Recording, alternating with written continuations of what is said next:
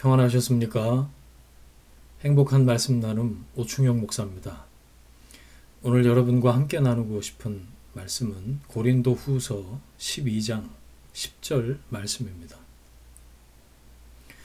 그러므로 내가 그리스도를 위하여 약한 것들과 능욕과 궁핍과 핍박과 곤란을 기뻐하노니 이는 내가 약할 그때에 곧 강함이니라. 아멘. 세상에 약한 것을 기뻐하는 사람은 없습니다. 무능하게 사는 것에 대한 두려움 때문이죠. 세상은 무능을 죄로 여겨요. 무능하면 쫓겨나기도 하고, 그래서 무능하지 않으려고 발버둥치죠. 무능해 보이지 않으려고 가면을 쓰기도 하고요. 세상은 유능이 선입니다.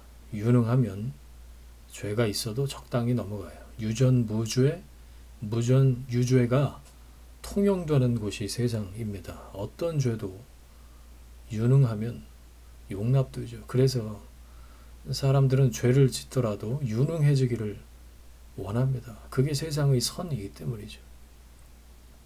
그러나 하나님은 아니시죠. 하나님은 유능, 무능을 보시지 않습니다. 죄를 보십니다. 하나님은 무능으로 징계하지 않으십니다. 죄에 대한 징계가 있을 뿐이죠. 진짜 우리가 두려워해야 할 것은 무능이 아니라 죄입니다. 죄를 이길 힘이 내게 없어서 성령을 의지합니다. 죄를 씻을 능력이 내게 없어서 십자가의 보혈을 의지합니다. 우리의 자랑과 의지는 십자가 뿐입니다. 세상이 두려워하는 무능함은 하나님 앞에서 전혀 문제가 되지 않습니다. 오히려 하나님은 무능한 자를 사용하십니다. 지혜롭지 않은 사람, 유능하지 않은 사람, 문벌이 없는 사람을 택하시고 미련하고 약한 것을 택하셔서 지혜롭고 강하다는 사람들을 부끄럽게 만드십니다. 금그릇도 있고 은그릇도 있죠. 나무 그릇도 있고 질그릇도 있습니다. 깨끗하기만 하면 그 그릇을 쓰십니다. 무능해도 하나님을 의지하면 유능한 겁니다. 심히 큰 능력은 하나님께 있고 우리에게 있지 않기 때문이죠. 무능해도 하나님만 의지하면 강합니다. 이게 신앙적인 싸움의 핵심이죠. 신앙의 싸움은 유능해지는 싸움이 아닙니다. 죄와의 싸움이죠. 성령을 의지합니다. 죄를 이길 힘이 있기 때문에 그렇습니다.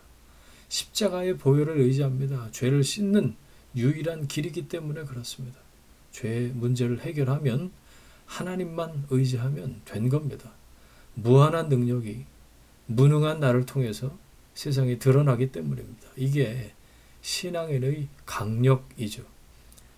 무능해도 괜찮습니다. 하나님께 붙잡혀 있으면 됩니다.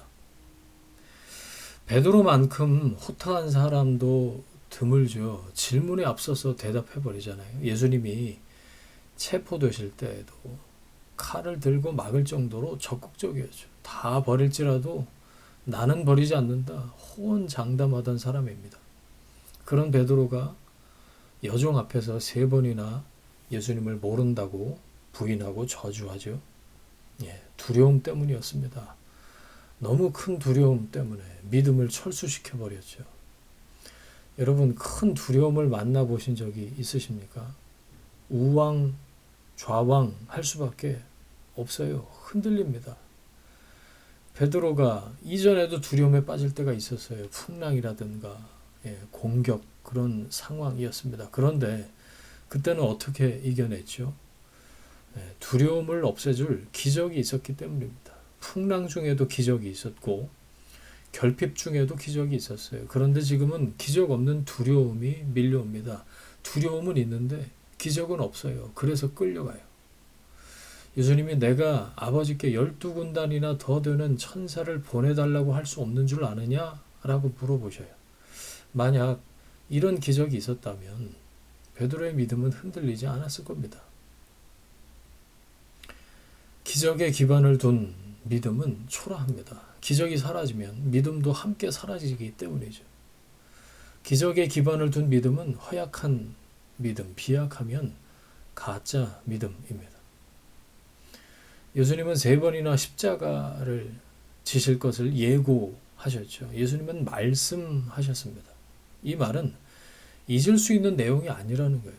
잘못 들을 가능성도 배제합니다. 그런데 베드로는 말씀을 믿지 않았고 그냥 기적을 따를 뿐이었어요.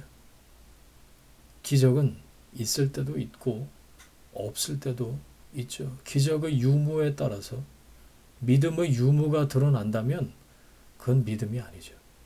상황과 조건에 관계없이 말씀에 기반을 둔 믿음이어야 흔들리지 않을 수 있습니다. 우리 안에 두려움이 있습니다. 무능에 대한 두려움, 기적이 없는 두려움, 결과물 없는 그런 두려움에 빠져 계십니까? 말씀을 붙들고 굳건히 서십시오. 오히려 지금의 치열한 그 어려움이 굳센 믿음을 만들어가는 과정이 될 것입니다. 기적이 없을 때는 믿음이 자랄 때입니다. 내가 약할 그때에 곧 강함이니라. 메마름과 고통의 시기에 내가 약할 그때를 말씀에 붙들려서 믿음이 깊어지는 때로 만들어 가시길 바랍니다.